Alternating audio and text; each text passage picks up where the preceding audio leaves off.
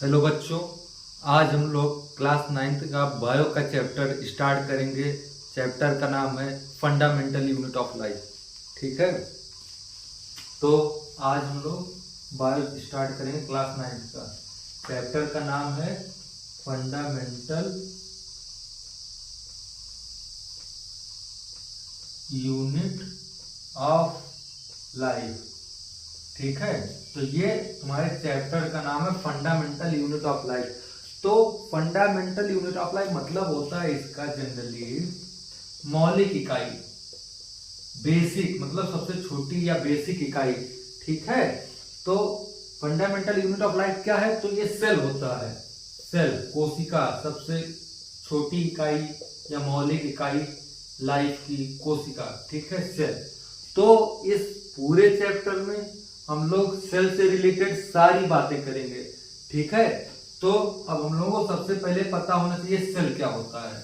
ठीक है, what is cell? तो सेल की डेफिनेशन होती है cell it is a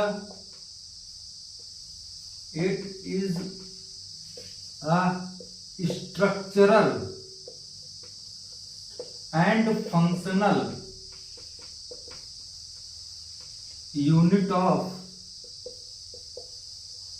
all living organism.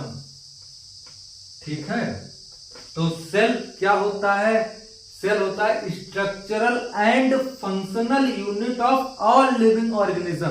इसका मतलब होता है कि जो सेल होता है वो सभी जीवित ऑर्गेनिज्म की स्ट्रक्चरल और फंक्शनल यूनिट है। ठीक है, स्ट्रक्चरल मतलब होता है संरचनात्मक, मतलब संरचना बनाने में, संरचना में। ठीक है, संरचना बनाने। फंक्शनल मतलब क्रियात्मक, क्रिया करने में, फंक्शन करने में। ठीक है, क्रियात्मक। ठीक है, तो सेल स्ट्रक्चरल और फंक्शनल यूनिट है ऑल लिविंग ऑर्गेनिज्म। जितने जीवित ऑर्गेनिज्म है सारे का स्ट्रक्चरल और फंक्शनल यूनिट है। तो इसको मैं समझा रहा हूं। जैसे एक रूम को बनाने में सबसे छोटी इकाई अगर हम सोचे तो एक ईंट होता है। ठीक है, एक ईंट को आपस में जोड़ जोड़ के पूरी दीवार, फिर ये दीवार, फिर ये दीवार, फिर ये दीवार, तो पूरा एक कमरा तैयार किया जाता है। तो तुमसे कोई पूछे एक कमरे की सबसे छोटी इकाई क्या है, तो उसको हम ईंट बोलेंगे। ठीक, एक ईंट जो पूरे कमरे की सबसे छोटी इकाई है। वैसे एक मल्टी सेलुलर ऑर्गेनिज्म, जैसे हम लोग मल्टी सेलुलर है। ठीक है, तो हम लोगों में सबसे छोटी इकाई क्या है? सेल, एक सेल। ठीक है, तो सबसे छोटी इकाई सेल होती है। ठीक है, तो और बेसिकली कोई भी चीज अगर हम आपको देख, तो तुम भी सोचो, कुछ भी सोच सकते हो, कोई भी चीज अगर बनी है तो उसमें कोई ना कोई एक छोटा पार्टिकल मिलके आपस में मिलकर एक कॉम्प्लेक्स ऑर्गेनिज्म या कॉम्प्लेक्स चीजें बनाता है। वैसे कोई कॉम्प्लेक्स ऑर्गेनिज्म हो गया या कोई भी चीज हो गई, तो एक छोटा पार्ट ही आपस में मिलके एक पूरा बॉडी का निर्माण करता है। जैसे रूम का एग्जांपल मैंने समझाया, पूरा रूम तैयार हुआ तो एक ईंट आपस में मिल के पूरा रूम तैयार करते हैं। ठीक है, तो सेल हो गया। तो सेल की कोई डेफिनेशन तुमसे पूछे तो तुम क्या समझाओगे? Cell is a structural and functional unit of all living organism. Structural मतलब समझ में आया कि आपस में मिलकर एक संरचना बनाएंगे, उसके बाद वो संरचना मिलकर एक ऑर्गन बना लेगी, ऑर्गन अपना पार्टिकुलर फंक्शन करेगा। आगे समझा रहा हूं। तो अभी इस पूरे बोर्ड में क्या ध्यान रखना है? सेल क्या होता है? Cell it is a structural and functional unit of all organism, ये याद रखना। दूसरा, ये फंडामेंटल यूनिट ऑफ लाइफ है। ठीक है, 2 पॉइंट याद रखना यहां से।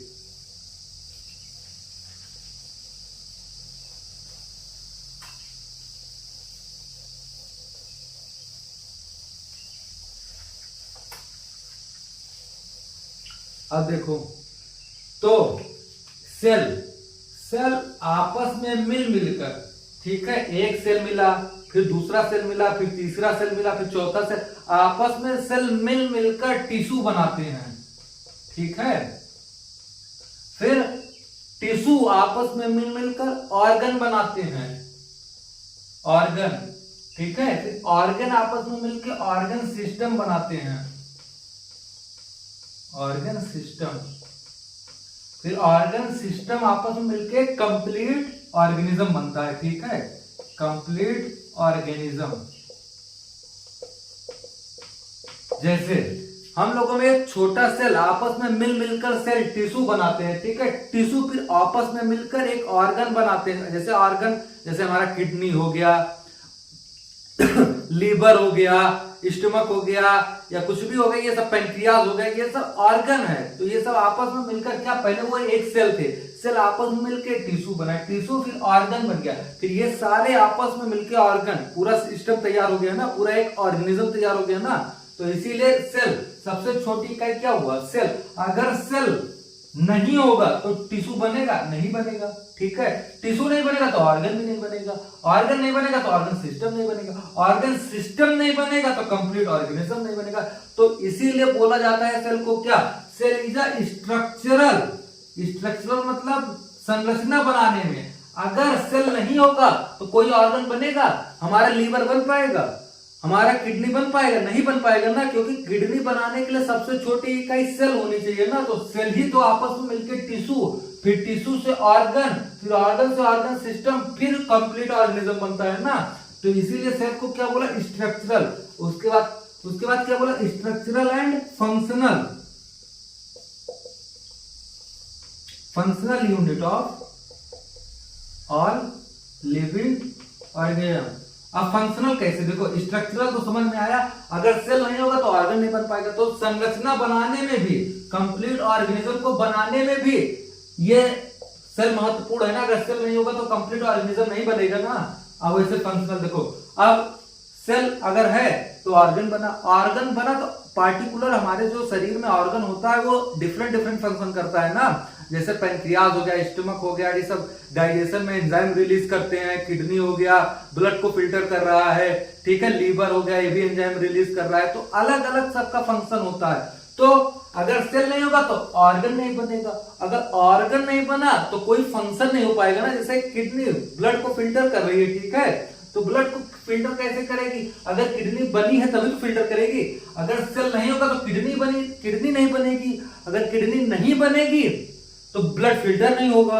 तो इसका तार भी यहीं से जुड़ा है, अगर सेल होगा तब किडनी बनेगी, मतलब संरचना बन रही है ना, किडनी बन रही है ना। तो अगर किडनी बनी तो तुम्हारा फंक्शन हो पाया ना, किडनी क्या काम कर रहा है, लीवर क्या काम क्या कर रहा है, तो सब चीज का तार सेल से जुड़ा है। अगर सेल हुआ तब बना। तो इसीलिए सेल को क्या बोला गया, structural and functional unit of all living organism, ठीक है। और इसको ये भी बोलता है फंडामेंटल, फंडा मतलब मौलिक या बेसिक इकाई है, फंडामेंटल यूनिट ऑफ लाइफ, ये भी बोला गया है।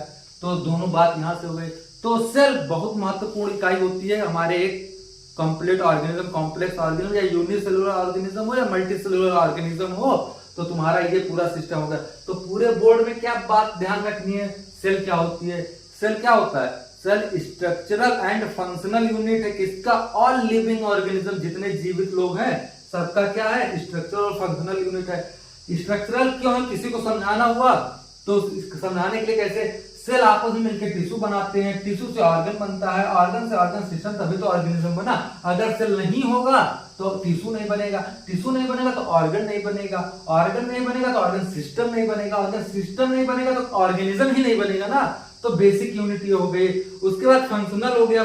फंक्शनल कैसे समझाओगे, अगर ऑर्गन बना है तो वो डिफरेंट फंक्शन करेगा ना, हर ऑर्गन का फंक्शन अलग अलग है तो डिफरेंट फंक्शन करेगा।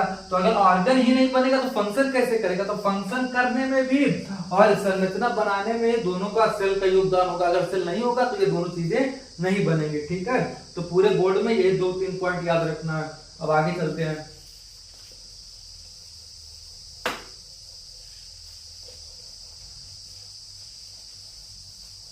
अब सेल की डिस्कवरी की बात करते हैं, ठीक है। सेल की डिस्कवरी, सेल की खोज कैसे हुई।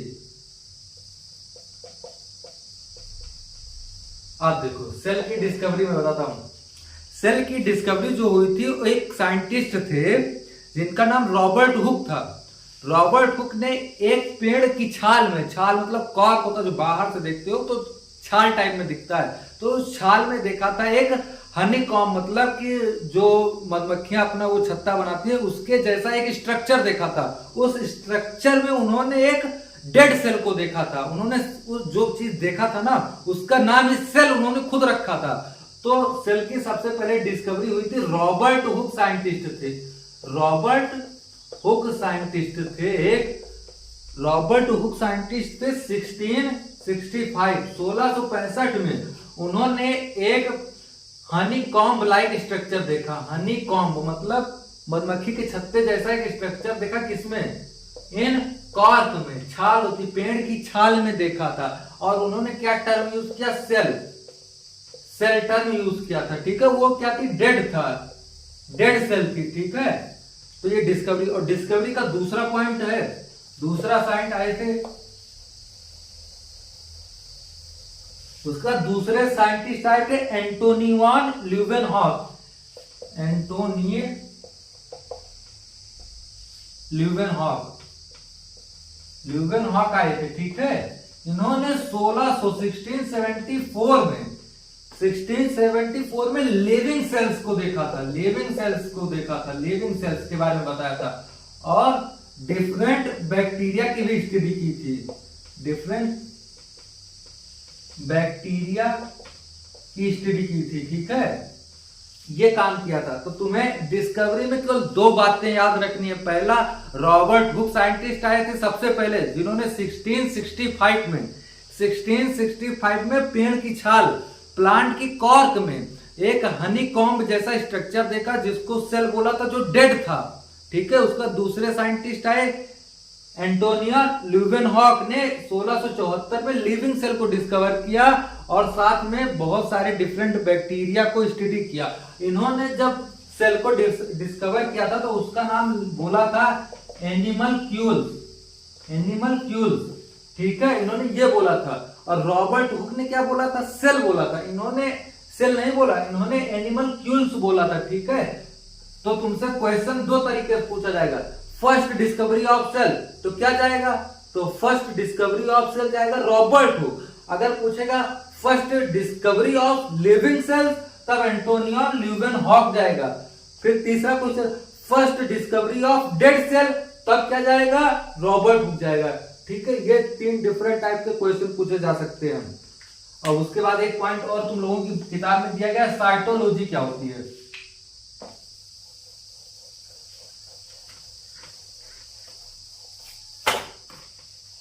साइटोलॉजी,